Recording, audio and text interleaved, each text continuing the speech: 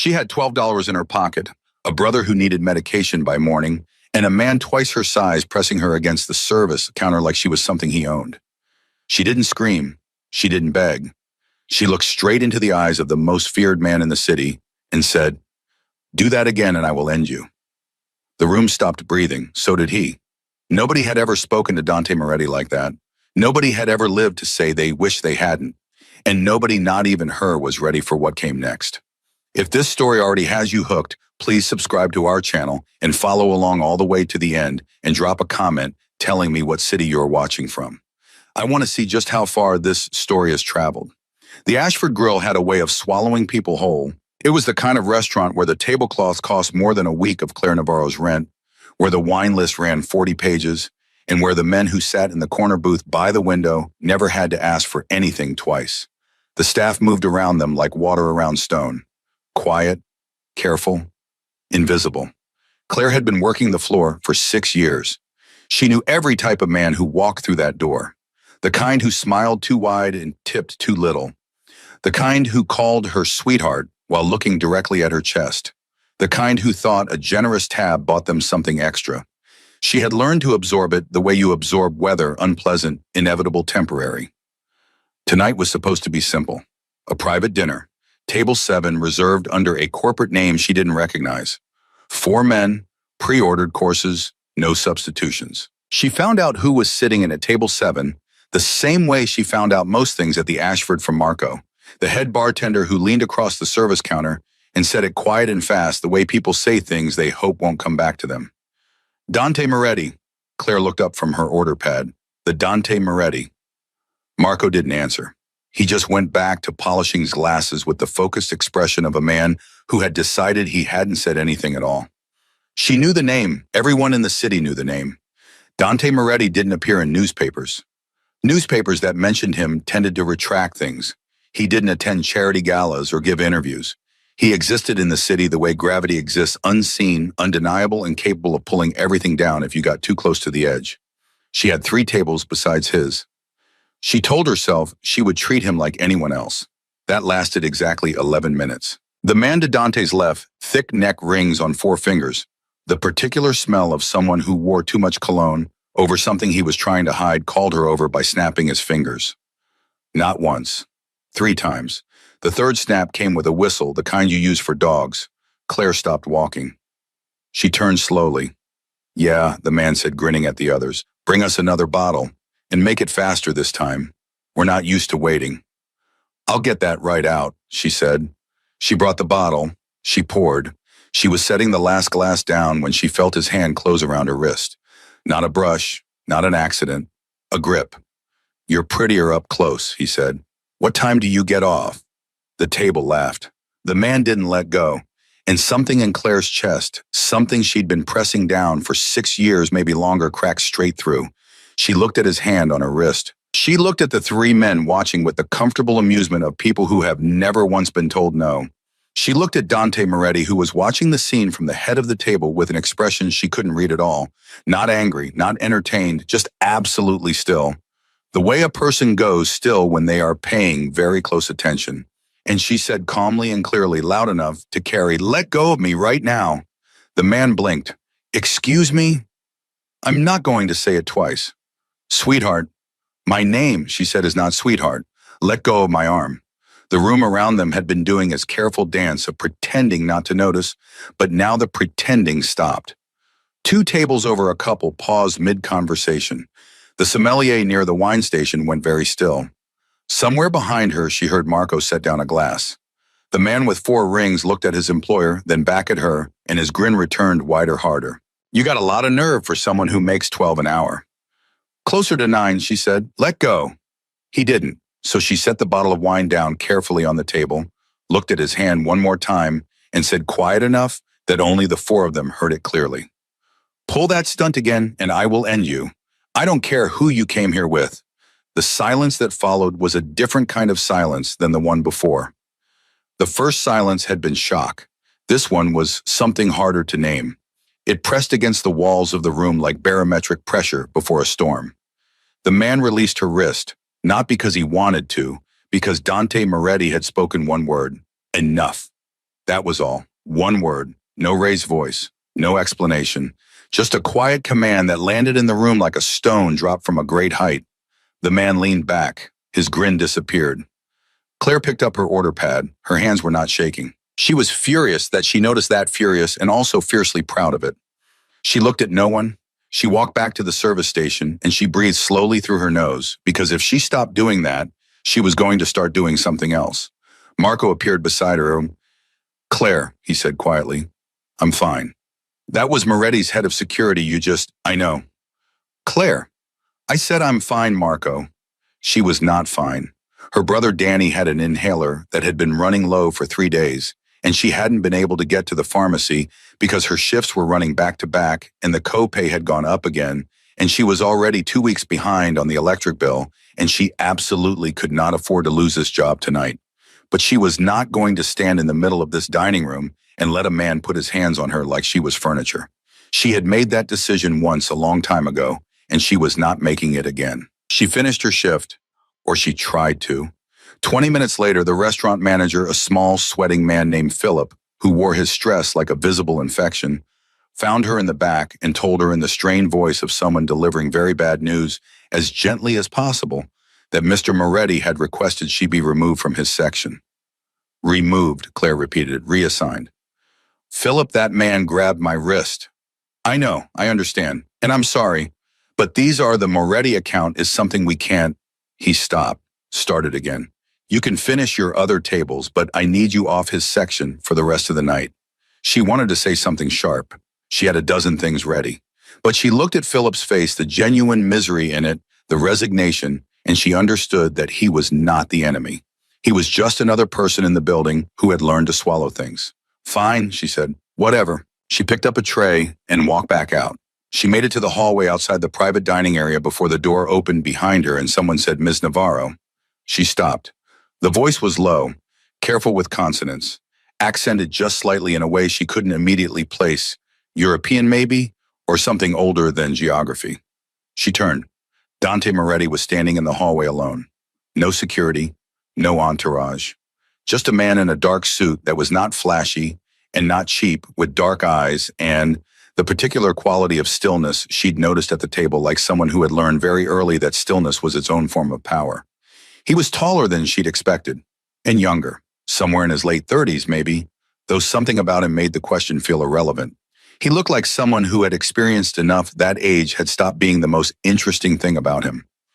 I owe you an apology, he said, for what happened at that table. Claire studied him for a moment. You're apologizing for your employee grabbing me. Yes. Not firing him, just apologizing. Something shifted in his expression. Not quite amusement, not quite annoyance.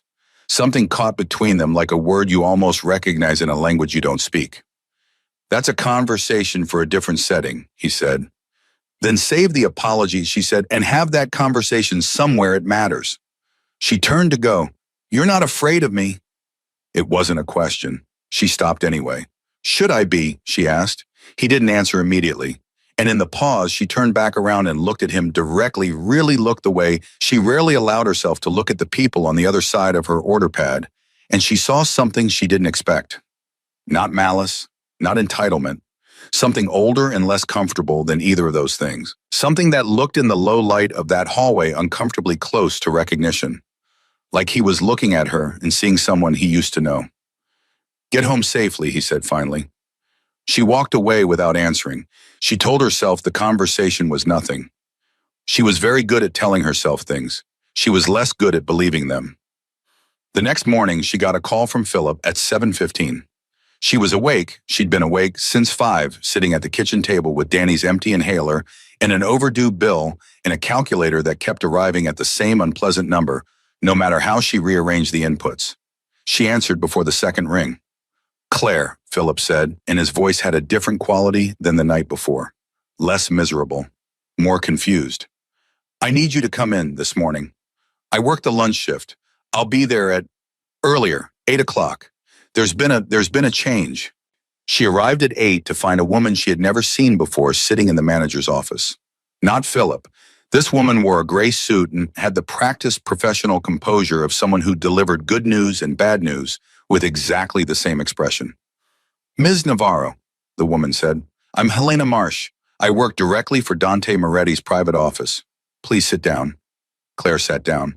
We'd like to offer you a position change, Helena said and placed a single sheet of paper on the desk between them.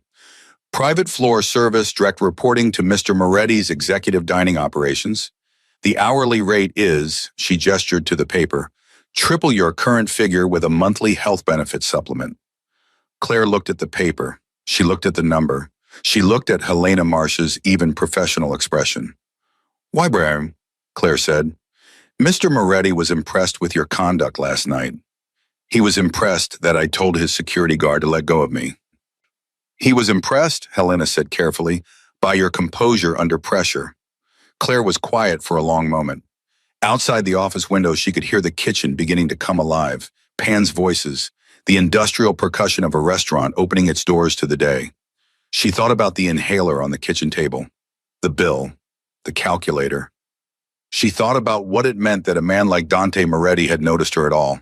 She thought about the look in his eyes in that hallway. The things she hadn't been able to name and hadn't been able to stop turning over in her mind during the 4 hours she'd been awake. I want it in writing, she said. The rate, the benefits, the scope of the call. Everything. Helena smiled not warmly but with what seemed like genuine respect. Of course. And if anyone at this property puts their hands on me again, I walk. No negotiation, no apology accepted. Understood. And I'm not a possession, Claire said. Whatever Mr. Moretti thinks he saw last night, I'm an employee, that's all. Helena nodded once. That's all anyone is asking. Claire looked at the paper again. Then she picked up a pen and signed. She told herself she was making a practical decision. That it was just a job. That she had no reason to believe anything about this situation was complicated beyond what was on that piece of paper. She was wrong about all three of those things. Her first shift on the private floor was 4 days later. The executive dining level operated differently from the main restaurant, quieter stripped of the performance quality that the main floor carried. The guests here didn't need to be seen. They were people for whom visibility had become a liability. She learned the rhythms quickly. She was good at rhythms. She'd spent most of her life reading rooms and adjusting, reading her mother's moods, reading the social temperature of emergency rooms where she sometimes sat with Danny waiting for a doctor, reading the particular kind of impatience that rich people displayed when they wanted something they felt they'd already waited too long for. She rarely saw Dante directly. He moved through the building the way weather moved. You felt him before you saw him, in the way conversations shifted when he entered a room, in the way the security personnel redistributed their attention without appearing to move at all. But she noticed things. She noticed that his meetings ran longer than scheduled, and that the people who left them sometimes looked shaken in ways that had nothing to do with business. She noticed that one of the logistics managers, a heavy-set man named Renner, who smelled of cigarettes and spoke in a permanent half-mumble, seemed to cause Dante's expression to go very flat in a very specific way. She noticed shipping manifests that appeared on the private floor's service desk without a clear purpose, left open to pages that didn't seem to be about anything she recognized. She noticed that Dante watched her when she thought he wasn't watching. Not the way the man with 4 rings had watched her. Nothing like that. This was a different quality of attention, entirely evaluating, almost methodical, like he was running some kind of continuous internal calculation about who she was and whether his answer was right. It should have made her angry. In some part of herself it did. In another part, a part she refused to examine, it didn't. 3 weeks into the new role on a Thursday night when the building had largely emptied and she was closing out the service station alone, she heard raised voices from the private conference room at the end of the hall. She should have walked in the other direction. Instead, she found herself moving toward the sound without fully deciding to, drawn by the quality of the anger in those voices, something hot and reckless, that didn't match what she'd come to expect from the controlled environment of this floor. She stopped outside the conference room door. It was not fully closed. She heard Renner's half-mumble elevated into something sharper. Something about a drawer, an encrypted file, a transfer window. She heard another voice, one she didn't recognize, say, "Holloway already knows you moved it. This was supposed to be done already." And then Renner's voice fraying at the edges, "It's not that simple. The girl from the harbor."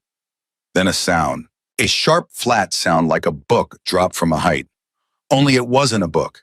She knew that even before the shouting stopped, even before the silence replaced it, even before she heard the slow, ungraceful sound of something heavy hitting the floor. She was already backing away from the door. The handle turned. She ran.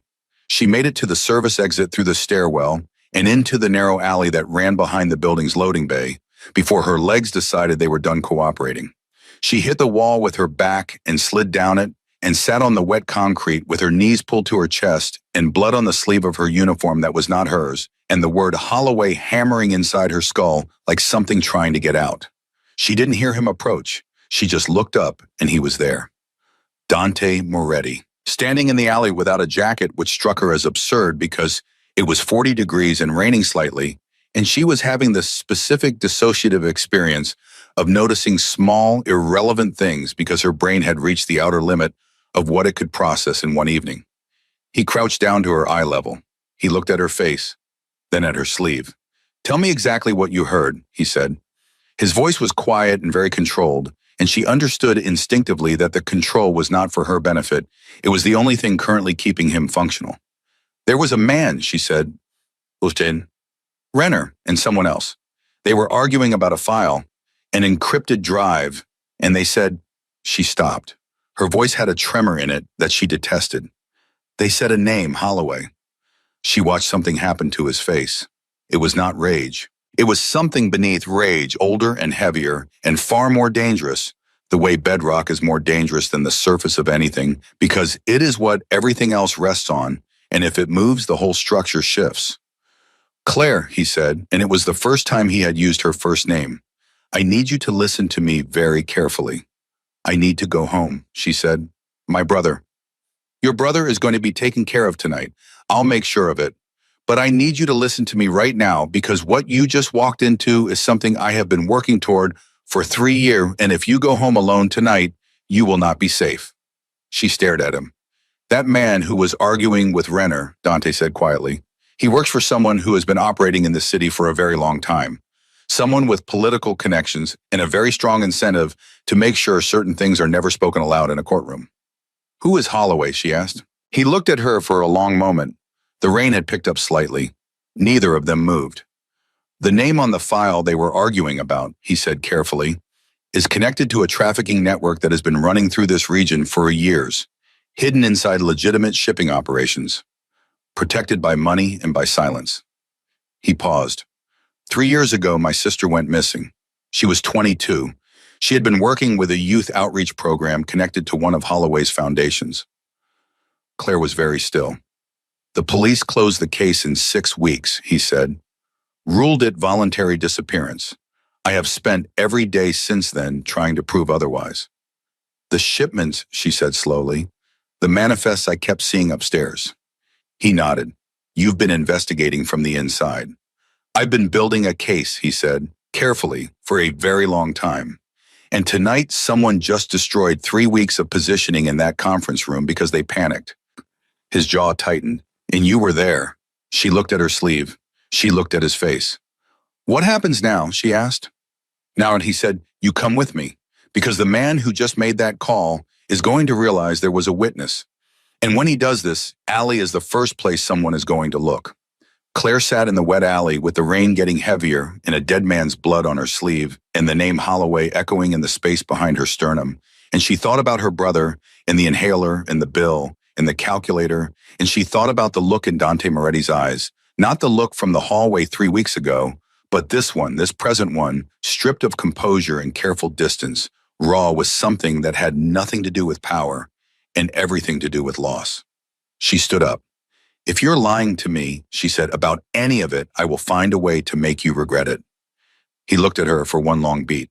"I know," he said. And she believed him not because she trusted him, but because it sounded like a man stating a fact he had already calculated and accepted. She followed him out of the alley. She did not know yet what she had just walked into. She did not know that the name she'd overheard was the same name that had been burning through Dante Moretti's life for 3 years like a slow and patient fire. She did not know that somewhere in the city, in a facility that did not appear on any public record, a woman named Elena Moretti was still alive. She only knew that her sleeve was stained with something she couldn't undo, and the man walking beside her had the specific gravity of someone who was done waiting. And somewhere under the fear, under the cold and the shock and the very rational certainty that she had just made a decision that would change everything, she felt the particular clarity that only comes when the life you've been holding together by sheer force of will finally cracks open and becomes something else entirely. She didn't know yet if that something else was survival. She was about to find out. The townhouse was not what she expected. She didn't know what she'd expected exactly, some cold, fortified thing, all metal surfaces and surveillance monitors, and men standing in corners with their arms crossed. What she got instead was a brownstone on a quiet street, warm lit from the inside, with a kitchen that smelled like coffee that had been sitting too long, and a living room with actual books on the shelves. Real books. The kind with cracked spines and dog-eared pages, not the kind people buy by the foot to fill space. It disoriented her more than the alley had. A woman met them at the door, 50s gray-streaked hair pulled back, the economical movements of someone who had been keeping difficult men organized for a very long time. Dante said her name was Rosa. Rosa looked at Claire's sleeve, said nothing, and went to get a clean shirt without being asked. "Your brother," Dante said before Claire could speak. "What does he need tonight?" "His inhaler, it's nearly empty. And his evening medication, it's on the kitchen counter, blue bottle, second shelf." Dante took out his phone and handed it to someone Claire hadn't heard enter the room. She didn't catch what was said. 30 minutes later, she got a text from an unknown number that has said simply, "Medication delivered, kid is fine sleeping." She stared at the text for a long time. "How did you get my brother's address?" she asked. "You filled out an emergency contact form when you changed positions," Dante said. "Rosa has it on file." That is not a reassuring answer. "No," he said, "it isn't." He didn't apologize for it. She noted that he had a specific relationship with honesty, not generous with it, but not dishonest either. He said true things and left the uncomfortable parts of them visible, which was different from most people who sanded the edges down. She sat across from him at the kitchen table with the clean shirt on and her uniform folded in her lap and a mug of coffee she hadn't asked for but was grateful for, and she said, "Tell me about your sister." He looked at her. "You said she was 22, Claire said. "You said she was working with an outreach program. That was 3 years ago." "Yes. And you've spent 3 years building a case from inside your own company." "Holloway uses legitimate infrastructure," Dante said. "Shipping networks, logistics contracts, companies that look clean from the outside because most of them are mostly. He routes operations through the parts that aren't. To dismantle it, I needed to be close enough to see where the edges were." "So you let him think you were a potential partner?" Something crossed his face. Not pride, the opposite of pride. "I let him think a lot of things." "Did it work?" "Partially." He turned the coffee mug in his hands. "We've identified 3 transfer sites in the last 18 months. 2 have been passed to federal contacts who are careful." He said the word like it tasted bad. "Moving carefully, slowly. The way people move when they are more afraid of disrupting their own careers than of what's happening to the women in those facilities." Claire's stomach dropped. Facilities. Labor. Domestic servitude. Other things. He said it flatly, the flatness of someone who has repeated facts so many times that the horror has been replaced by something else. Not numbness, but a different kind of pain, quieter and more total. "Elena, my sister, was recruited through a program that told young women it was helping them find housing and employment opportunities. She called me the week before she disappeared. She said something felt wrong. She said one of the organizers had been asking questions that didn't fit." He stopped. "I told her she was overthinking it," he said. "I told her to give it another week." The silence that followed was the kind that has weight. Claire didn't say anything. There was nothing to say that wouldn't shrink what he'd just told her into something smaller than it was. "The file Renner was arguing about tonight," she said eventually. "What's on it?" "Transfer logs, financial routing, names." He looked up, "Including Elena's intake record, which means she went through Holloway's system, which means someone has documentation of where she was taken." Claire set her mug down. "And Renner just got killed over it?" "Over who has it, yes. Do you have it?" He looked at her for one long beat. "Not yet." She absorbed that. So tonight was what? A complication. "Tonight," he said, "was someone panicking before I was ready, which means Holloway now knows something is moving that wasn't supposed to move yet, which means his people are going to start cleaning things up. His voice stayed level, but his jaw tightened in a way she was beginning to recognize as the outer edge of his control. And you heard the name? I heard the name, she confirmed, which makes you a liability to Bun, but an asset to you. He didn't flinch from that. You heard things I can't testify to directly. You're outside the chain of anything Holloway can predict or prepare for. Yes, you are an asset. She appreciated the honesty. She did not appreciate the situation. I have a job, she said. I have a brother who needs his medication every 36 hours. I have a landlord who does not accept explanations. I cannot just disappear into whatever this is. I know. So what does this actually look like practically? He leaned forward. You stay here for the next 48 hours while we assess exposure. Your cover story for your neighbors, for anyone who asks, is that you're doing private catering work for an extended event. I've dealt with the restaurant. Your shifts are covered. After 48 hours, we reassess. And Danny is being looked after tonight. If you want him here, I'll arrange it. She thought about that. She thought about her 17-year-old brother arriving in a strange house owned by a man whose name made restaurant managers sweat. She thought about his asthma and his loud opinions and the way he would absolutely not keep his mouth shut about any of this. No, she said, I don't want him near this, but I need to be able to talk to him. Supervised calls only, for his safety, not yours. That's not Claire. His voice was not harsh. It was something worse than harsh. It was patient. Holloway's people will go through your life looking for leverage. Your brother is leverage. The less he knows, the safer he is.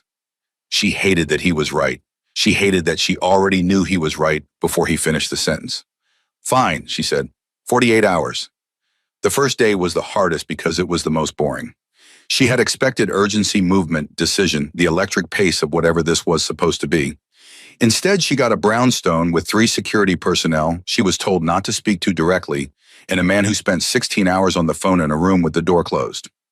Rosa brought her meals, actual meals, not ordered food things that required time and attention, which Claire filed away as information about what Rosa's life looked like and chose not to examine too closely. She had a window. She sat beside it and thought about what she had seen in that conference room hallway, played it back in precise detail the way she'd trained herself to remember things her mother had called it, her tape recorder brain, the way she retained specific language under stress, the exact words, the drive, the transfer window, the girl from the harbor, the girl from the harbor. She turned that phrase over and over until it had no more texture left, and then she thought about it differently, not as a clue, but as a person, a girl, someone who had been in a harbor, someone whose existence was inconvenient enough that 2 men in a private conference room had argued over her and raised voices. She was still thinking about it when Dante came out of the office at 10:15 that night, looking like a man who had fought a war using only a telephone, and found her sitting at the kitchen table with a yellow legal pad covered in notes she'd made for no one. He looked at the legal pad. What is that? He said. Everything I remember from the hallway, she said. Exact phrasing where I can recall it, approximation where I can't flag differently. She turned it toward him. I used to do this in the ER with my mother. She'd talk through patient cases out loud to decompress, and I'd write them down. Helped her remember things she thought she'd forgotten. He sat down across from her and looked at the notes. Something in his face shifted, not softened exactly, but recalibrated, like something he'd assumed had just been revised. You wrote down the phrase about the harbor girl, he said. I wrote down everything. He was quiet for a moment. Then, the harbor reference is specific to a transfer that was supposed to happen 8 days ago, a holding point we hadn't been able to confirm. If Renner used that phrase, it means he knew the location. He looked up, which means it exists in communications somewhere that we can find. Glenn, so what do we do with that? We find someone who can pull those communications without alerting Holloway's people inside the federal system. Inside the federal, she stopped. He has people inside federal law enforcement. 2 confirmed, possibly more. She stared at him. And you have been working with federal contacts. Carefully selected ones.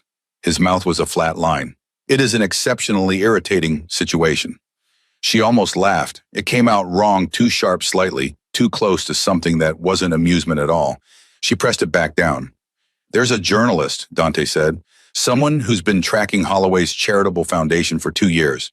She had a story ready 18 months ago and was pressured into killing it. Lost her position at the paper. She's been working independently since. You trust her? I trust that her interests and mine are aligned, which is a different thing. He paused. Her name is Nora Walsh. She's been trying to find a witness inside Holloway's operations for months. Someone who can testify to what they've seen directly, not just documentation. He looked at Claire. She looked back at him. No, she said. You'd be protected. I said no. Claire, I heard one conversation through a door that was open 3 inches. She said, heat rising in her voice for the first time since the alley. I didn't see anything.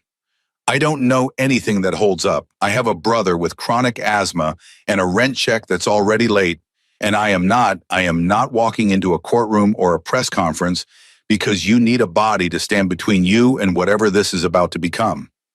He was quiet. She was breathing hard.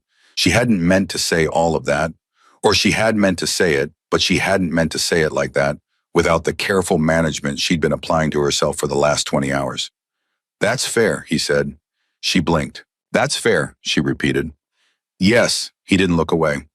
I'm asking you to take on risk that isn't yours. I'm aware of that. I'm not going to tell you otherwise. She didn't know what to do with that. She'd built herself up to push back against pressure, and she'd pushed, and he hadn't pushed back, and now she was left holding force she didn't need with nowhere to put it. I'm not saying I won't help, she said quieter now. I'm saying I need it to be real. What I'm doing and why, and what happens to Danny if something goes wrong. I need all of it to be real. All right, he said, all of it. All right. She looked at him for a long moment. The kitchen was quiet. Somewhere in the building, something clicked and settled, a sound like a building adjusting to temperature change, ordinary and grounding. Tell me about the harbor, she said, all of it, from the beginning. He told her. It took 2 hours. He was not a natural storyteller. He moved through facts the way someone moves through a room they've memorized in the dark efficiently without ornamentation. But she was good at listening, and she asked the right questions, and by midnight, she understood more about Grant Holloway's operation than most people who had been investigating it professionally for years. And somewhere in the middle of the second hour, when he was talking about the foundation and the outreach program and the specific language they used to recruit young women who needed help, she felt something shift in her memory. Something old, something that had been filed away without a label in the back of a drawer she hadn't opened in years. She stopped him. What did you say the intake documents looked like? He frowned. Standard forms, employment assistance paperwork. Why so? My mother, she said slowly. She worked emergency intake at St. Catherine's for 11 years. Before she got sick, he went very still. She used to bring cases home in her head, Claire said. Not names, she never said names, but the details. She'd talk through them at the kitchen table because she said if she didn't let them out, they'd follow her into her sleep. She was talking faster now, chasing a thread she wasn't sure led anywhere. There was one. I was maybe 15. She came home very late, and she sat down, and she was different. Not her usual kind of upset. Quieter. She said a young woman had come into the ER. No ID, bruised, sedated, refused to speak except to repeat one phrase. Dante didn't move, didn't breathe. She kept saying, Claire said, her voice careful and precise, he moves us like cargo. He owns the trucks. The silence was total. How long ago, Dante said. His voice was completely controlled, which meant it was the most controlled it had been since she'd met him, which meant something was happening underneath it that required everything he had. 12 years, she said, maybe 13. I was a teenager. My sister disappeared 3 years ago. I know, this was before. She met his eyes. But if it was the same operation, then it was running longer than we thought, he said. And there were others before Elena. His jaw moved. There have always been others. My mother kept notes, Claire said. She had a journal. She kept everything she couldn't say out loud. It's in a box at Danny's place. I haven't opened it since the funeral. She paused. There might be something in it about that night, about the woman. He looked at her with an expression she had no name for. It was too layered and too carefully contained to read cleanly. But underneath all of it, underneath the grief and the exhaustion and the 3 years of controlled fury, was something that looked briefly like the first edge of hope. I need that journal, he said. I know, she said. I'll get it. They sat across from each other in the quiet kitchen. Two people who had started this week as strangers. One a waitress who couldn't make rent. One a man who owned buildings and were now sitting inside a story that had been building long before either of them arrived.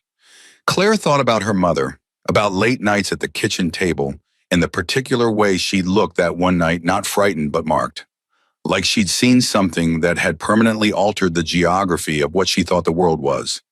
Claire understood that look now. She was starting to wear it herself. She reached across the table and pulled the legal pad toward her and wrote at the bottom, "He owns the trucks."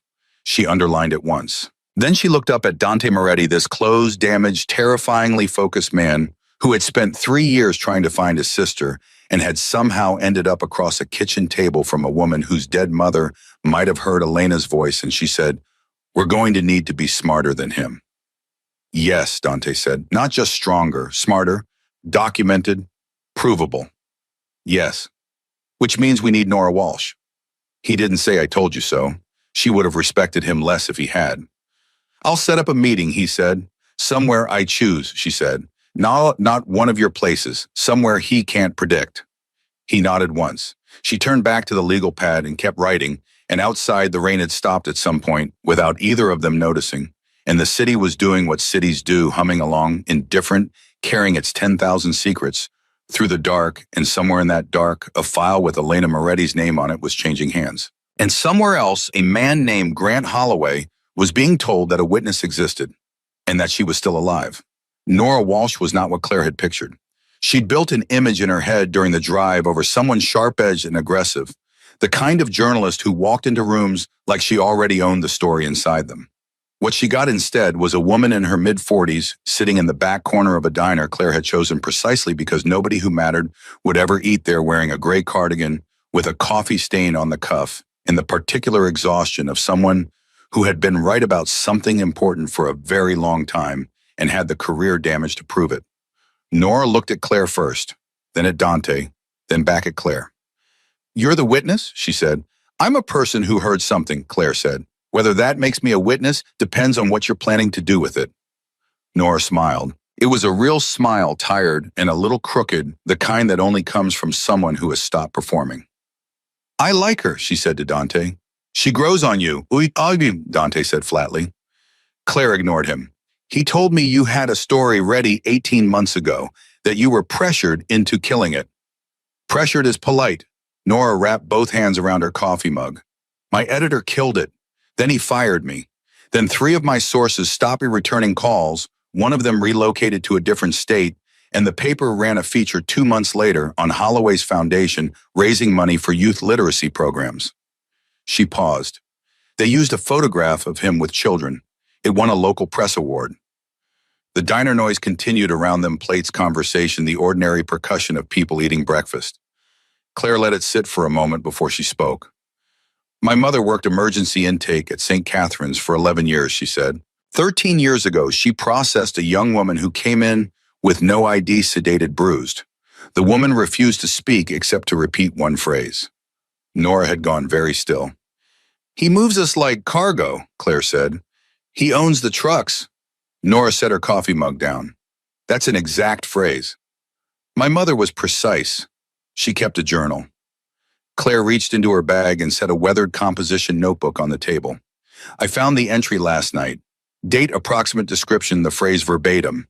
She wrote it down because she couldn't say it out loud more than once." Nora looked at the notebook. She didn't reach for it yet. "If that phrase is consistent with language documented in other cases, it's a pattern," Dante said.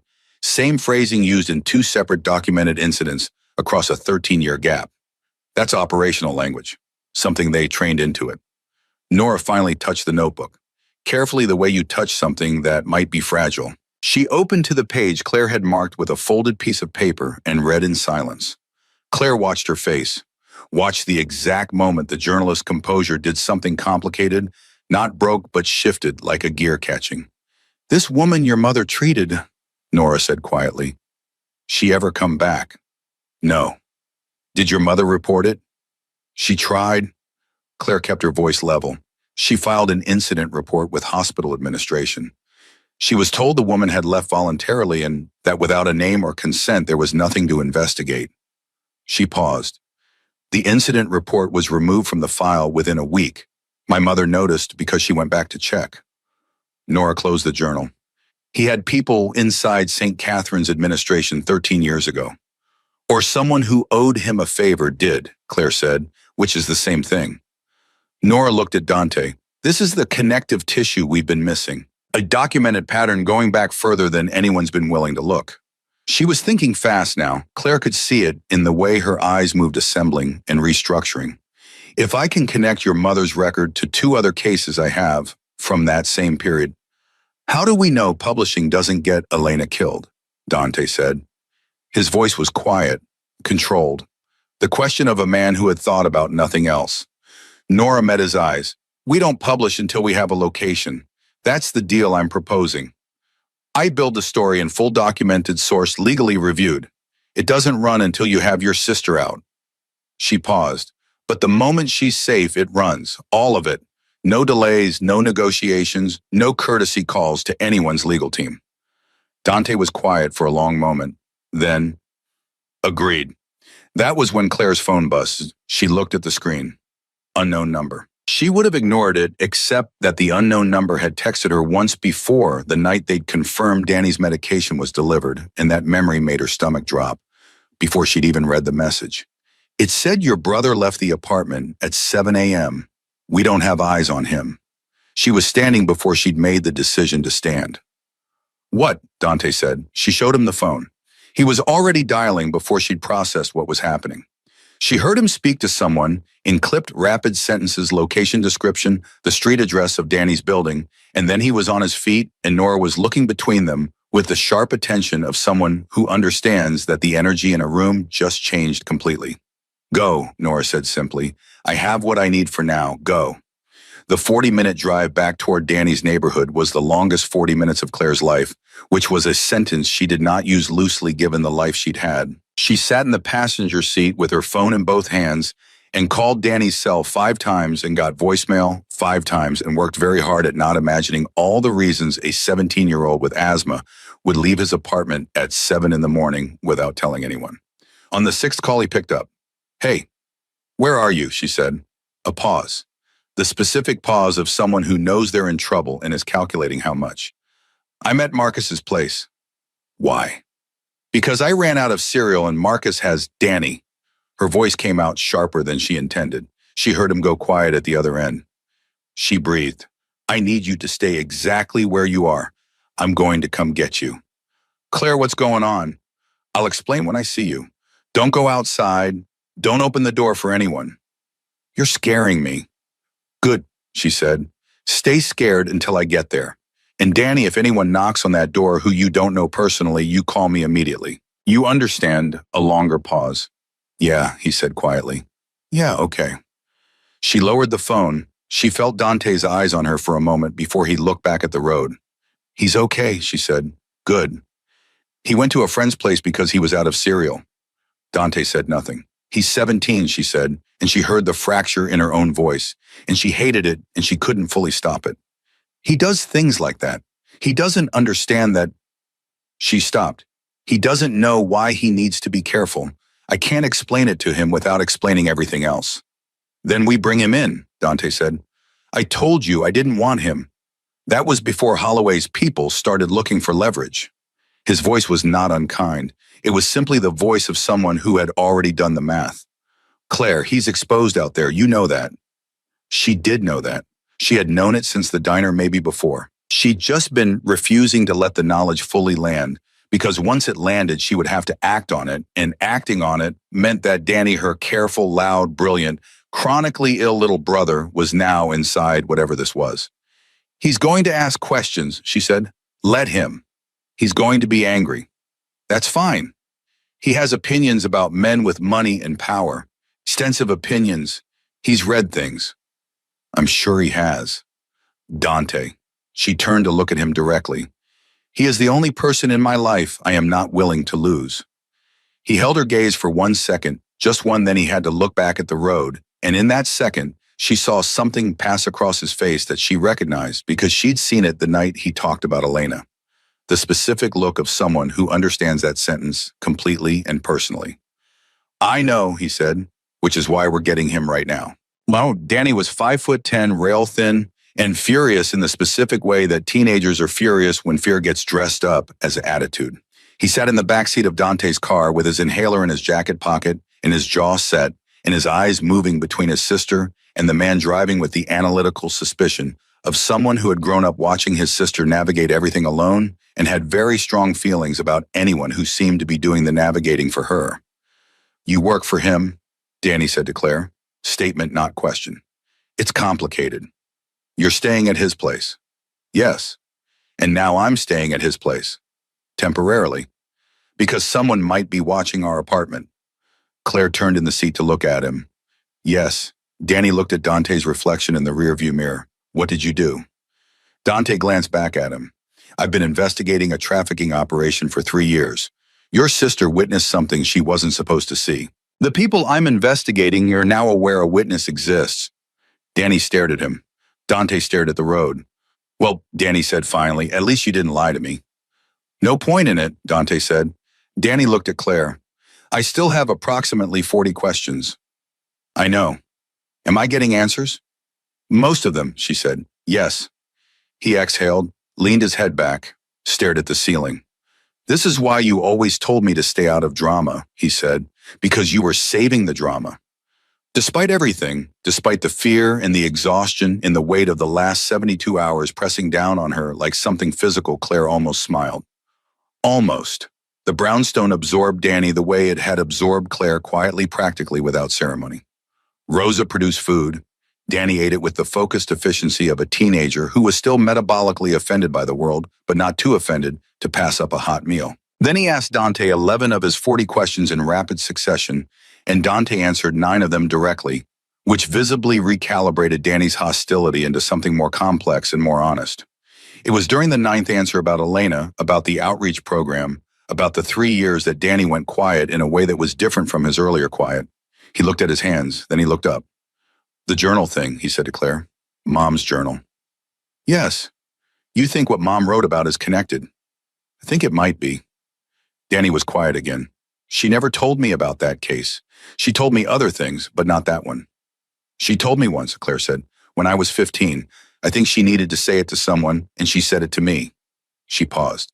I think it stayed with her. It stayed with her, Danny said, and his voice had something in it. She rarely heard the particular rawness of grief that catches you sideways in the middle of something else entirely. She kept a whole journal of things that stayed with her. They sat with that for a moment, the 3 of them, in a kitchen that belonged to none of them, with a dead woman's handwriting between them and a man's missing sister, in a city full of convenient silence, and the weight of it settled the way weight does when it's been in motion for a long time and finally finds a surface. Then Danny said, what do you need me to do? Dante looked at him. He owns the trucks, Danny said. That's a logistics operation. I know things about logistics. I've been doing online coursework in supply chain management because I can't afford college yet, but I'm not spending 2 years doing nothing. He said it without self-pity, just fact. If you're trying to trace routing patterns or identify which companies function as shells, I can help with that. The silence that followed was a different kind from all the others that night. He's 17, Claire said to no one in particular. 18 in 3 weeks, Danny said. Danny at Claire. He looked at her steadily. She was someone's sister. She's been gone for 3 years. If there's something I can do that keeps us in this room and out of the way and actually useful, I'm doing it. He paused. Mom would have. Claire looked at her brother for a long moment. This kid she'd been holding together and holding up and holding on to since he was 9 years old, and their mother started getting too tired to stand long shifts. This loud, opinionated, brilliant kid who had apparently been taking online coursework in supply chain management because he couldn't afford college, but wasn't willing to waste the time. She looked at Dante. He was looking at Danny with an expression she'd never seen on his face before. Not assessment this time, something quieter than that. Show him what we have, Claire said.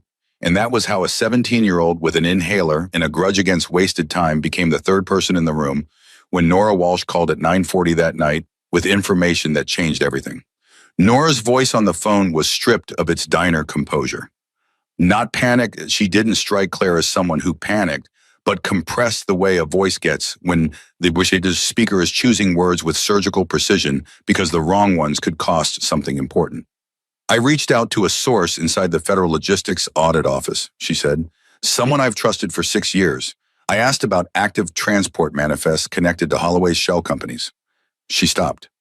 And, Claire said, he didn't answer my question, Nora said. He told me to stop asking it. And then he said, and this is exact phrasing, I wrote it down as he said it, he said, if you know someone who knows where the harbor girl is, they need to move in the next 48 hours or they're going to stop being a problem. The room went completely silent. Danny stopped typing. Dante looked up from the documents spread across the table. Claire kept her voice absolutely even. He used that phrase, she said. Harbor girl. Yes. Your source inside federal audit knows about the harbor. Or he knows someone who does, Nora said, which means the leak inside the federal system isn't just covering for Holloway. It's actively monitoring the investigation. Another pause. And it means someone told Holloway's people that a witness had surfaced, recently, in the last 48 hours. Claire looked at Dante. He was already standing. The 48-hour window, Claire said. Does your source know what happens at the end of it? He implied a transfer, Nora said quietly. A final one. Elena. The word moved through the room without anyone saying it. Claire felt it land in Dante's posture the way his shoulders dropped one fraction of an inch, the specific compression of a person absorbing something they already feared and were not finished fearing. We need the location, Claire said. I know. Nora. I know, Claire. I'm working on it. Her voice was steady but tight. My source implied it was harbor adjacent, active freight terminal, not commercial, the kind of facility that shows up in 3 different corporate registries under 3 different names.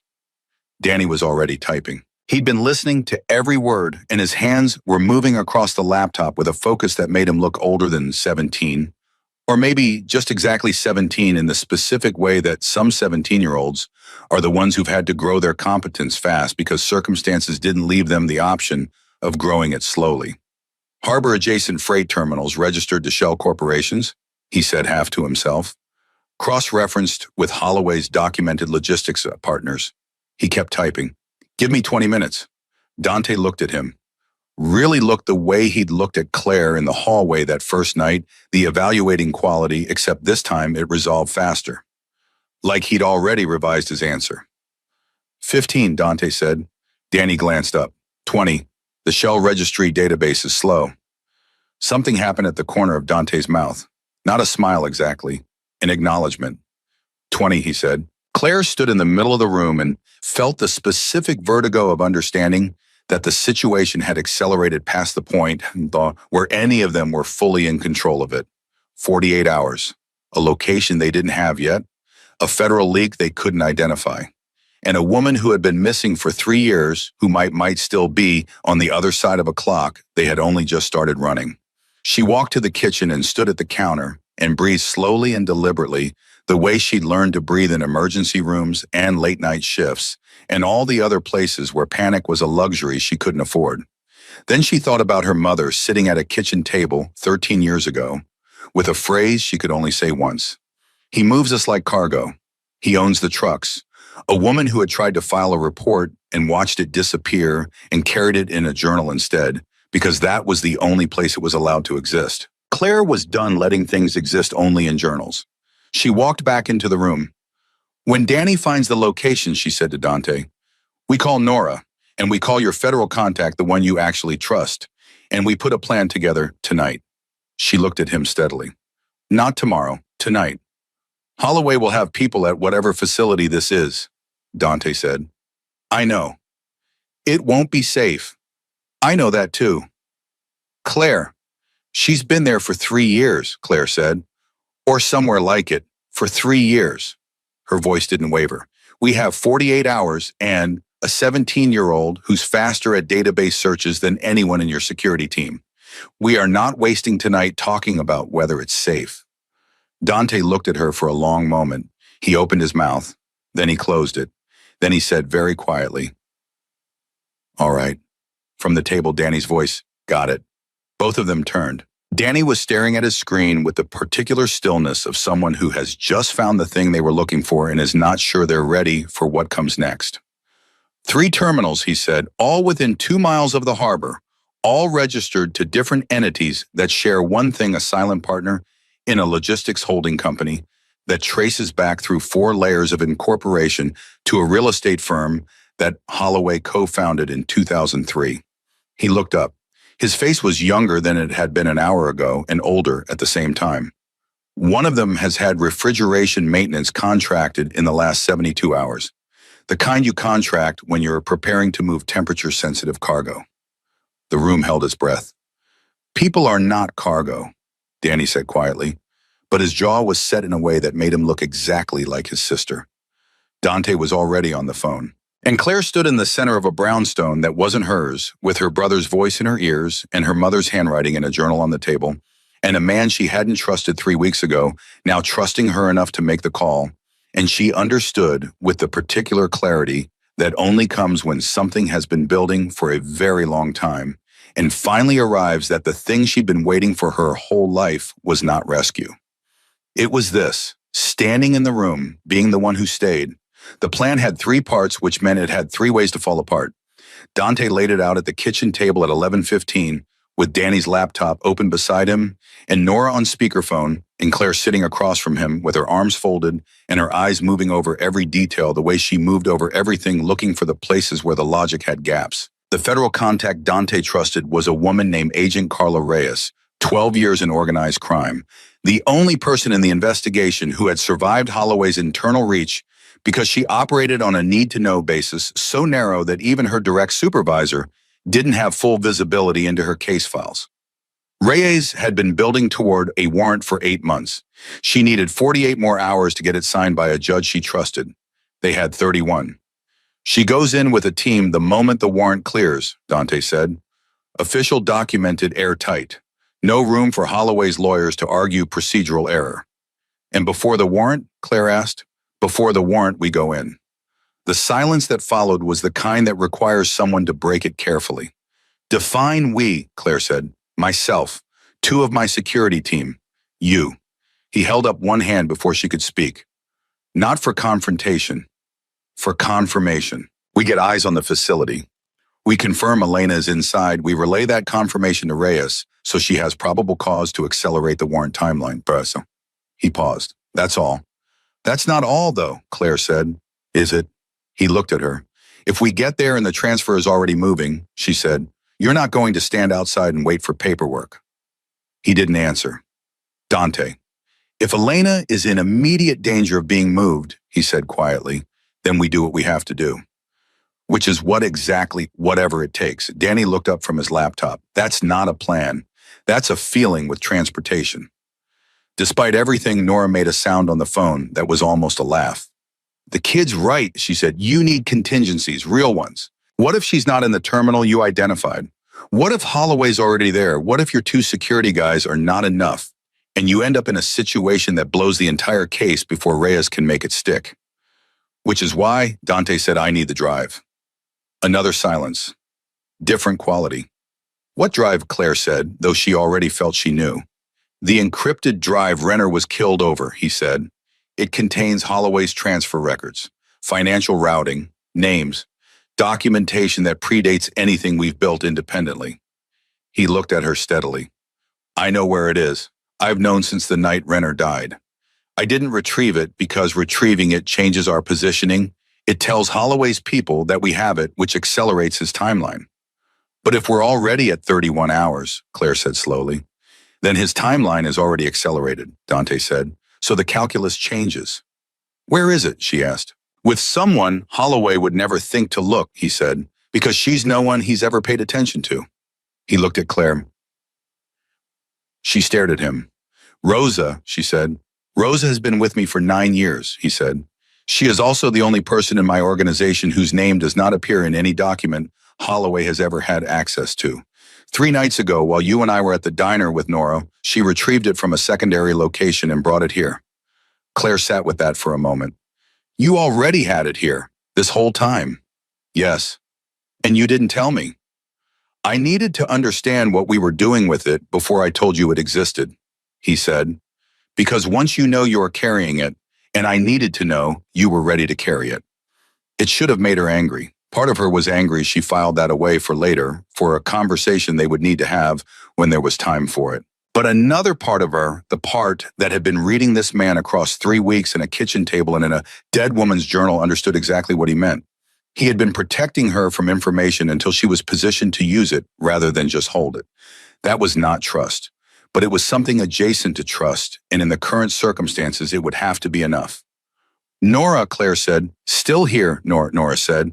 The drive gets to you tonight, before we go anywhere near that terminal. You make copies, you secure them in 3 separate locations, and you have a timed release ready to go to every major outlet and federal office on your list if you don't hear from us by 6 a.m. A pause, then. That's good. That's actually really good. If Holloway moves on us at the terminal, the story breaks regardless, which means he has no incentive to make us disappear because the damage is already done. It also means he has every incentive to run, Dante said. He can run, Claire said, as long as Elena is out of that building first. Dante looked at her with that expression she had no clean name for, the one that had been appearing with increasing frequency since the night in the alley. Not soft, nothing about this man was soft, but something that had stopped being guarded in the specific way it used to be guarded. All right, he said. Danny drove the drive to Nora personally, which Claire only agreed to because it kept him moving away from the terminal rather than toward it, and because Danny drove the way he did everything with intense focus and zero tolerance for complication. He called her from Nora's building at 12:47 to say delivery confirmed. She told him to go back to the brownstone and stay there. He said he would. She believed him 70%. She and Dante left at 1:15. The drive to the harbor took 22 minutes. She spent most of it not talking, which was fine because he didn't talk either. They had developed an economy of silence over the last several days, a shared understanding that words cost something and should only be spent when the return was worth it. She spent the drive going over the layout Danny had pulled, the entry points, the blind spots in the camera coverage he'd identified through the maintenance contractor's permit filings. She went over it until it was spatial, until she could move through it in her head without hesitating. She was not trained for this. She had made herself useful in every situation her life had put her in by being smarter and faster and more honest with herself than the situation expected, and she was applying that same approach now because it was the only approach she had. When they were 4 blocks from the terminal, Dante pulled over. I need you to understand something, he said. Okay. When we get in there, if it goes wrong, he stopped. Started again, and the starting again cost him something she could see it. You run, that's non-negotiable. Whatever happens, whoever is where you get yourself out. I will find Elena, but I need to know you're not going to. I'm not going to do anything stupid, she said. That's not what I'm asking. Then what are you asking? He turned to look at her fully. Outside the car, the city was doing its 3 a.m. version of quiet, not silence, never silence, just a lower register of all the same noise. His face in the dark had the quality of someone who has arrived at a moment they've been building toward for years and is only now at the threshold of it, allowing themselves to feel the full weight of what it cost to get here. I'm asking you to come back from this, he said. That's all. She held his gaze. I'm asking you the same thing. He nodded once, then he pulled back onto the road. They went in through a service entry on the north side of the facility, a door that existed in the permit records as an emergency exit, and in reality as something that hadn't been properly secured since the maintenance crew's visit 3 days ago, a fact Danny had identified from the contractor's scheduling notes with the particular satisfaction of someone who'd found exactly the thing he was looking for. Dante's 2 security men, Briggs and a quiet man named Cal, who moved like he'd been trained to take up as little space as possible, went in first. Claire and Dante followed as the facility was large and cold and smelled of diesel and standing water. She had told herself not to think of it as a place where people had been held. She thought of it anyway. She thought of her mother's handwriting. He moves us like cargo. They move quickly and without speaking. The confirmation came from Briggs 6 minutes in via a 2-word text to Dante's phone, she's here. Dante stopped walking. Just for a second, a full stop like someone had cut his power and immediately restored it. Claire put her hand on his arm, without thinking about it, a brief grounding pressure. And he looked at her and she saw in his face every year of the 3 he'd spent building toward this specific moment, compressed into something she didn't have words for. Then his phone rang. Not Briggs, not Cal, not Reyes. The number on the screen was one she hadn't seen before. Dante looked at it for 2 seconds, and his expression did something she'd never seen it do, went absolutely blank in the specific way that means recognition. He answered. I wondered when you'd find her, said the voice on the other end. Male, unhurried. The particular calm of someone who is calm because they believe they've already won. You're more persistent than I gave you credit for. But persistence without leverage is just sentiment. Grant Holloway. Claire understood what was happening before Dante spoke. She understood it from the quality of the silence in the building around her, which had changed in the last 30 seconds in a way she couldn't have articulated, but felt completely the specific silence of a place that has more people in it than it did before. You're already here, Dante said. Not a question. I've been here longer than you, Holloway said. Would you like to come and talk about this properly? Or would you prefer to have your people keep moving through a building that now has considerably more of my people in it than it did when you came in? Briggs, Cal. She thought about them moving through the dark, not knowing the geometry had changed. She thought about the two-word text, she's here. Don't touch my men, Dante said, quiet and absolute. I don't want to touch anyone, Holloway said. I want to have a conversation. That's all this has ever been about, people choosing not to have the right conversation until the situation became unnecessarily complicated. A pause. You have something I need. I have something you want. That's a trade, not a war. Come talk to me. The line went quiet. Not dead, he was still there. She could feel it. Dante lowered the phone. He looked at Claire. He has Elena, he said. He was always going to use her, Claire said. That's why he brought her to this facility, instead of moving her already. He knew you were coming. He wanted you to find her so he'd have something to trade. Dante's jaw was tight enough to fracture. The drive. He wants the drive back. She kept her voice level, which means he doesn't know Nora already has copies. Something moved in his eyes. He doesn't know, she said again, which means he thinks the trade gives him everything. Encrypted drive-back witness neutralized. She said the word without flinching, and Elena used as leverage to guarantee your silence going forward. He won't let Elena go, Dante said. The trade is a trap. I know. If I walk in there, he has both of us. I know that too. Then what? You go in, she said. You go in and you talk to him and you stall. You make him think you are negotiating. You make him think you have the drive on you and you need certain conditions met before you hand it over. She was talking fast and quiet. And while he's focused on you, I find Elena. He stared at her. Claire, I know the layout. Danny went over it with me for 40 minutes tonight. The holding area in a facility like this is at the back, away from the main access points, temperature controlled. She held his gaze. Briggs texted she's here. Not we found her and she's secured, which means they found her and then the situation changed and they couldn't get to her. I can move through that building without Holloway's people expecting me because they're all watching the front, watching you. If they find you, then we're both in trouble, she said. But if you stall long enough and I move fast enough, we're not both in trouble. We're exactly where we need to be. She put her hand on his arm again briefly, and this time she let the pressure mean what it meant. He has never once thought about me, not strategically. To him, I'm a problem he was going to clean up as an afterthought. That's the only advantage I have, and I need you to trust me to use it. Dante looked at her for the longest 5 seconds of that entire night. Reyes, he said. What? He put his phone in her hand. Reyes is on speed dial. The moment you have Elena, you call her. Not me. Her. She's been standing by 2 miles out since midnight, waiting for probable cause. He looked at her with an intensity she felt in her sternum. The moment you call her, she moves, which means you need to be clear of whatever happens next. Claire looked at the phone, then at him. Go, she said.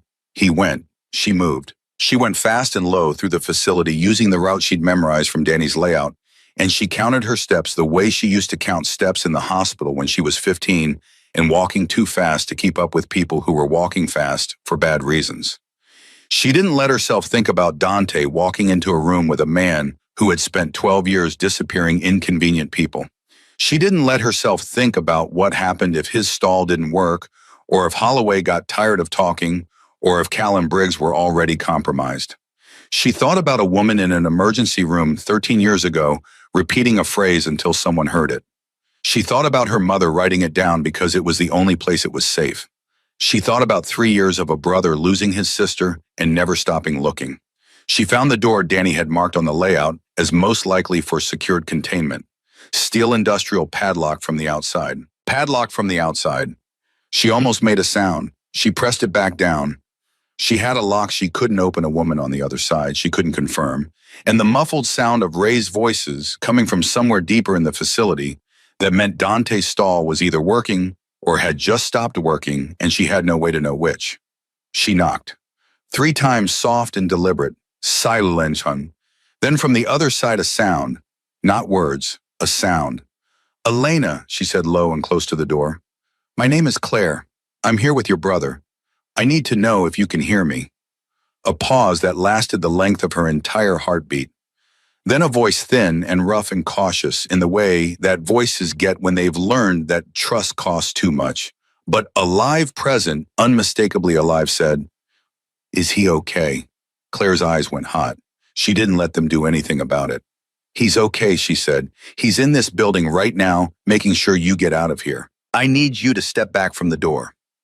The lock, I know. She looked around and her hands found a length of steel bar leaning against the wall. Old, corroded, the kind of detritus that accumulates in any working freight facility without anyone noticing. She picked it up. "Step back." She hit the padlock twice. On the 3rd strike it gave. The door opened. Elena Moretti was 25 years old and looked like someone who had spent 3 years learning how to take up no space at all. She was upright, which Claire respected immediately and completely. She was shaking, which Claire also respected. She had dark eyes that looked like Dante's in the specific way that family resemblances sometimes land not in the surface features, but in the quality of the attention, the way she looked at Claire and immediately started assessing rather than collapsing. "Can you walk?" Claire said. "Yes." "Fast?" "Yes." "Then we go now." She held out her hand. Elena looked at it for 1 second, then took it, and they moved. Claire dialed Reyes while they ran. The call connected in 1 ring. "We have her," Claire said. "North service exit. Moving now." Reyes said forward. 30 seconds. Keep moving." They hit the door and the cold air came at them like a physical thing, and Claire heard the vehicles before she saw the lights, 2 of them moving fast, already swinging toward the north side and behind her. Inside the facility, she heard something that was not a conversation anymore. She pushed Elena toward the agents coming out of the first vehicle and turned back toward the building. One of Reyes's people caught her arm. "Ma'am, I need you to—" "There's a man in there," she said. "Dante Moretti. He's the one who built this case." The agent looked at her. "We have people going in right now." "He was stalling Holloway to give me time to get her out," Claire said, and her voice cracked on the last word just slightly, just once. "Please make sure your people know that." The agent spoke into her radio. Claire stood in the cold outside the freight terminal with Elena Moretti's hand still in hers, and Reyes's team moving past her into the building like a current she couldn't follow. And she waited. She was very good at waiting. She had been waiting her whole life, waiting for bills to become manageable, for Danny's breathing to steady, for situations to become survivable. She had always come out the other side of the waiting. She came out the other side of this one, too. 7 minutes later, Dante walked out of the north exit with Cal on one side of him and a federal agent on the other, and a gash above his left eyebrow that was going to need stitches and an expression that was doing several things at once, none of which resolved clearly until he saw his sister. Elena made a sound. She let go of Claire's hand. She crossed the distance between them, and Dante caught her and held on with the specific grip of someone who has spent 3 years practicing the motion in their head and had never been sure they'd get to actually perform it. Claire looked away, not because it wasn't worth seeing, because some things are too private for witnesses, even ones who help make them possible. Behind her, she heard Reyes' voice, authoritative and clipped, directing her team. She heard Holloway's name. She heard the word detained. She heard radio traffic that meant the story was already branching in the directions it needed to branch: legal, federal, documented, unignorable. Her phone buzzed. "Danny." It said, "Nora says it's running. All outlets. Timed release when as planned. You okay?" She typed back, "Yes, we got her." 3 seconds later, he sent back a single word, all caps, that she would keep on her phone for a long time. Mom would be proud. Claire stood in the cold outside a Fremont terminal with federal agents moving through the building behind her, and a family 20 feet away, holding each other together with both hands. And she thought about a composition notebook with a woman's careful handwriting and a phrase that had lived in the dark for 13 years because there was nowhere safe enough for it to live in the light. She thought it's in the light now. And she breathed slowly the way she'd been breathing through hard things her entire life, and she let it be enough. The hospital waiting room at 4:30 in the morning has a specific quality that Claire knew from childhood. The fluorescent hum, the chair's designed to discourage comfort, the way time moves differently inside it, slower and more honest than it does anywhere else. She had spent more hours in rooms like this one than she could count, first with her mother and then with Danny, and she had never once stopped hating them. But she understood them. They were the places where people found out what they were actually made of, stripped of everything that usually had helped them avoid the question. Elena had been taken in 40 minutes ago. Vital signs stable. Dehydrated, underweight, a hairline fracture in her left wrist that was weeks old and had never been properly treated. Alive. Present. Sitting up and answering questions and asking about her brother before she asked about anything else. Dante had answered every question from Reyes' team in the parking lot, standing with blood tracking down the left side of his face and both hands steady, and then he had walked into the hospital behind the gurney and sat down in a waiting room chair and hadn't moved since. Claire sat 2 chairs away, not beside him. 2 chairs which felt like the right distance for people who had just been through something that didn't have a proper name yet. Danny arrived at 5:10, slightly out of breath with his inhaler in his jacket pocket and his hair not combed, and he sat down next to Claire and looked at Dante and then at her and said in the voice of someone who has been awake all night processing things too large for the space he had available, "Is she okay?" "She's okay," Claire said. He exhaled, long and slow, like releasing something he had been holding since the diner. "Nora says the story is everywhere. It's already being picked up nationally. 3 congressmen have issued statements in the last hour." He paused. 2 of the statements are probably covering their own exposure, but still. Still, Claire agreed. Danny looked at Dante again. Dante was staring at the middle distance with the focused blankness of someone whose mind is still running the last several hours on a loop, looking for the places where it could have gone differently, the way you can't stop pressing a bruise to see if it still hurts. "Hey," Danny said. Dante looked at him. "She's okay," Danny said. Simple, direct, the way he said most things. "You got her out. It's done, Ime." Dante looked at him for a moment. Something in his face moved. Not broke, nothing about him broke, but shifted the way tectonic things shift, slow and total, and permanently rearranging the landscape above. "Thank you," Dante said, "for the terminal identification." Danny shrugged with the elaborate casualness of someone who was actually very proud of himself. Supply chain management coursework finally paid off. He paused. "I'm still angry about a lot of things, but we can talk about that later."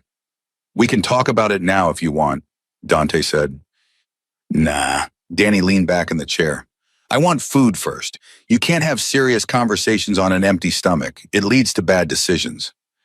Claire looked at her brother. She thought about their mother, about how she would have handled this specific morning, this specific waiting room, these specific 2 men sitting on either side of her. She thought she probably would have found a way to feed everybody within 20 minutes and then asked the hard questions with the same practical directness she'd brought to everything. Danny had gotten that from her. Claire had gotten the journal keeping, the tape recorder brain, the inability to let a phrase go once it had lodged somewhere. Between the 2 of them, they were almost one whole version of the woman who had raised them. That thought arrived with a specific pain she had learned to let pass through rather than stop. She let it pass. A doctor came out at 5:45, young, composed with the particular gentleness of someone who had delivered news in both directions enough times to know how to hold the weight of either. She told Dante that Elena was asking for him, that she was stable, that the physical recovery was going to take time, but was fully achievable, and that there were people who would want to speak with Elena when she was ready, but not today, and that today belonged to her. Dante stood up. He looked at the doctor, then he looked at Claire. He didn't say anything. There wasn't anything that fit. But he looked at her the way you look at someone who handed you something back that you had stopped believing you'd ever hold again, with a gratitude that went too deep for language, and an acknowledgement that words were going to be insufficient, and an acceptance of that insufficiency, because some things just are. Then he followed the doctor through the door. Claire sat back down. Danny immediately produced a granola bar from his jacket pocket and handed her half. She ate it without tasting it. They sat in the quiet of the waiting room while the hospital did its 5:30 in the morning things around them, And outside the windows, the dark was beginning to do the thing it does, not disappearing, but becoming something else. The specific gray-blue that means the night is finished, even if the light hasn't fully committed yet. Claire, Danny said. Yeah. What happens now? She thought about the question seriously, which was the only way she knew how to think about things. Holloway gets processed. Reyes's team executes the warrants. The story runs it's already running, and the people who've been sitting on this for years have to decide whether they're going to try to get ahead of it or go down with it. She paused. Most of them will try to get it ahead of it. That's what people do. And us. And us, she said. We go home. You finish your supply chain coursework. I go back to work, or I find different work. We figure out the electric bill. That's it. That's a lot, actually. Danny was quiet for a moment. Are you okay? She considered lying. She considered the short, efficient version of the truth that would close the conversation without requiring her to look directly at how she actually was. She had been doing that her whole life, managing what she revealed, calibrating her honesty to the amount other people could absorb, protecting everyone around her from the full weight of her own interior. I don't know yet, she said. I think I will be. I think the knowing comes later. He nodded. He understood that. He'd been raised in the same house. She was still sitting there at 7:15 when Nora Walsh arrived. Not for Claire, she hadn't known Claire was there. She came in with a laptop bag over one shoulder and the look of a woman who had been awake for 23 hours and was running on coffee, and the specific energy of someone whose 2 years of work had just become the biggest story in the city. She saw Claire and stopped. You're here, she said. We're here, Danny said, raising a hand. Nora sat down across from them. She opened her laptop without being asked and turned it so Claire could see the screen. 3 national outlets, 2 cable news banners, the front page of a digital publication that 2 years ago had pressured her into silence, now running her byline above a story that was already generating the kind of traffic that made editorial teams very uncomfortable about the decisions they'd made in the past. Claire read the headline, then the subhead, then the first 3 paragraphs, which Nora had written with the precision of someone who understood that the first 3 paragraphs were the ones that had to survive everything: legal challenge, political pressure, the reflexive disbelief of people who didn't want what they were reading to be true. It was good. It was really good. It was the kind of writing that didn't rely on drama because the facts were dramatic enough on their own, and it named names with the calm confidence of someone who had the documentation to back every single one. Your mother's journal is in there, Nora said quietly. Not the full text, but the entry, the date, the phrase. It's attributed as contemporaneous documentation from a named medical professional who attempted to report the incident through proper channels. She paused. It's part of the evidentiary chain. It connects the operation 13 years back.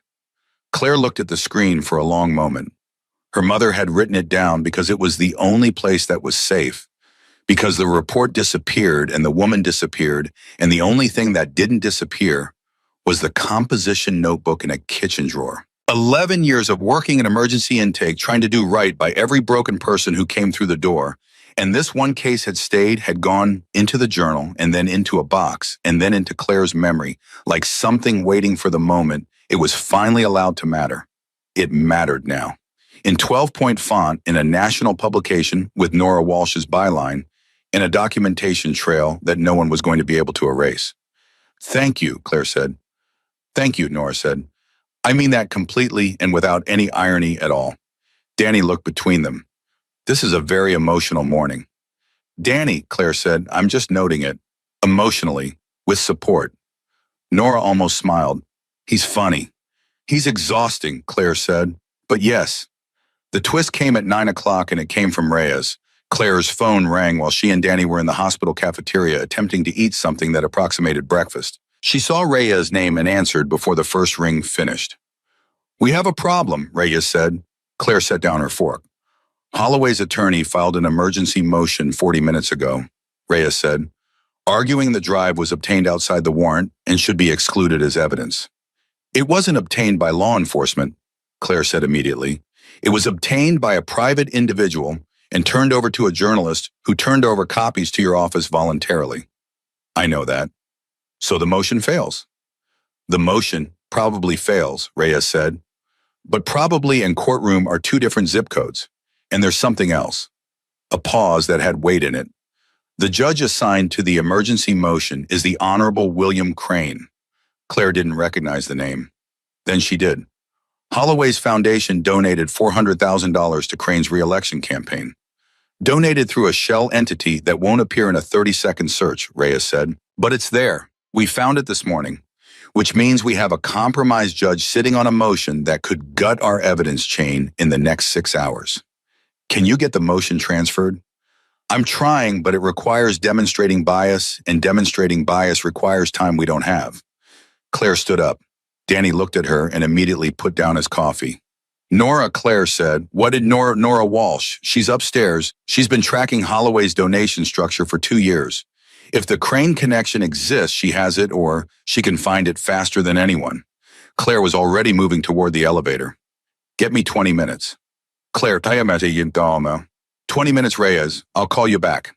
She found Nora in the waiting room where she'd left her laptop still open on her third cup of coffee. She sat down directly in front of her and said without preamble, William Crane, what do you know? Nora went very still. Why? He's sitting on Holloway's emergency evidence motion, filed 40 minutes ago. Nora's expression did the thing it had done in the diner, that internal gear catching, that visible reorganization of information. Crane's campaign, she said slowly. I have donation records third-party routed through a Virginia LLC that traces back to a holding company that shares a registered agent with 2 of Holloway's subsidiary logistics firms. That's the bias documentation, Claire said. It's not been published. Can you file it with the circuit court as a disclosure, not publish it? File it, formally, today. Nora looked at her. That's a different thing than journalism. I know. If I file it as a citizen disclosure, I'm inserting myself into the legal proceeding. My objectivity as a journalist?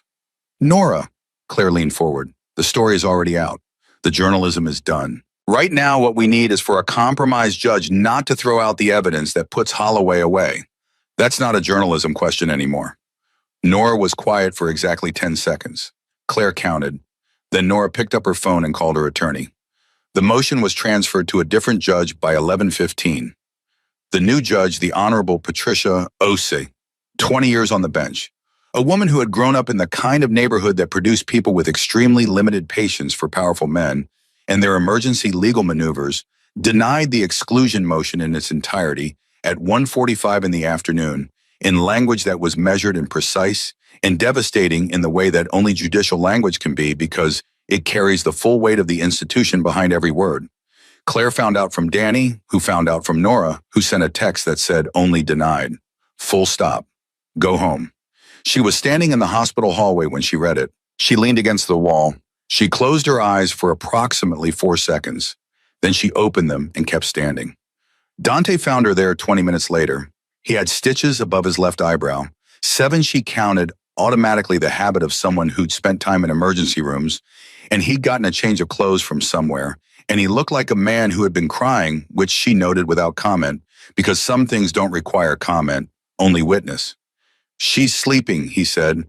First real sleep she's had in, He stopped. The doctors said she's going to need time. Real time. Not the kind you can put a number on. That's true, Claire said. She asked about you. Claire blinked. She doesn't know me. She knows your name. I told her about the journal, about your mother. He looked at her steadily. She cried. She said she'd been saying that phrase in her head for 3 years, as a way of believing someone had heard it. The hallway was doing its hospital things around them. Footsteps, a P.A. announcement, the distant mechanical rhythm of a place that never fully stops. Claire stood in the middle of it and felt the phrase arrive and land and settle into the part of her that had carried it quietly for 15 years. Someone had heard it. Her mother had heard it, and her mother had written it down, and the writing had survived the report being filed and the report disappearing and the notebook going into a box and the box going to the back of a closet when the apartment got too full of grief to organize. The writing had waited. Her mother had been a woman who worked until she couldn't stand, who came home with other people's pain in her chest, who sat at a kitchen table and talked through the things she'd seen, because if she didn't let them out, they'd follow her into her sleep. She had not had power. She had not had institutional backing or political connections or a building full of security personnel. She had had a pen and a composition notebook and the stubborn, undefeatable conviction that things that happened deserved to be remembered by someone. It was enough. It had always been enough. It had just needed time. She didn't say it for nothing, Claire said. No, Dante said. She didn't. They stood in the hallway together, not touching, not filling the silence with anything it didn't need, and Claire thought about everything that had brought them to this specific spot. A restaurant where a man had grabbed her wrist, a choice she'd made not to stay silent, a journal in a cardboard box, a 17-year-old with a laptop and an opinion about supply chain logistics, a journalist who'd been right for 2 years before anyone was ready to listen. All of it connected, all of it mattering in ways none of it had been designed to matter. I have something to say to you, Dante said. Okay. I brought you into something without telling you the full shape of it. I made decisions about what you were ready to know and when.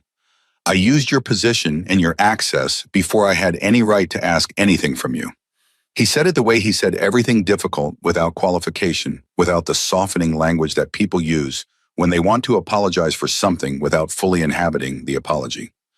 I'm not going to dress that up. Claire looked at him. No, you're not. He stopped. Something in his jaw tightened and released. You went into that building for a woman you had never met, because of a phrase your mother wrote down 15 years ago, because you decided it mattered. He looked at her with that expression she'd been collecting and still hadn't fully named. I've spent 3 years doing this, and I've never once felt the way I felt watching you walk toward that door. Terrified, and she said, yes, he said, and certain at the same time. She held his gaze. That's a very inconvenient combination. I'm aware. I'm still angry about some things. I know. We're going to have to talk about the parts you withheld. Not now, but soon. Yes, he said, we will. And whatever this is, she said, gesturing at the small charged space between them. It doesn't move fast. I have a brother and a mom and a life that needs to stop being in crisis before I make any decisions about it. I'm not asking you to make any decisions today. Good, she paused, but I'm also not walking away from it, just so you know where I stand. He looked at her for a long moment, and then for the first time since she had known him, Dante Moretti smiled, a real one, unguarded and unperformed, the kind that changes a face completely because it shows what's underneath rather than what's presented. It was a young smile. It was the smile of someone who had spent 3 years forgetting they were capable of it. It lasted only a second, but she saw it. Okay, he said. She nodded once, then she pushed off the wall and straightened her jacket and said, I'm going to find my brother and take him home. He needs sleep, and so do I. Claire, she turned back. When you're ready, he said, when things are steady and Danny's okay and you've had time to breathe, if you want to have dinner somewhere that isn't a hospital cafeteria or a safe house kitchen. He stopped. Tried again. I'd like to ask you, properly. She thought about the first night, a man at a table who had watched her like a question he couldn't stop asking.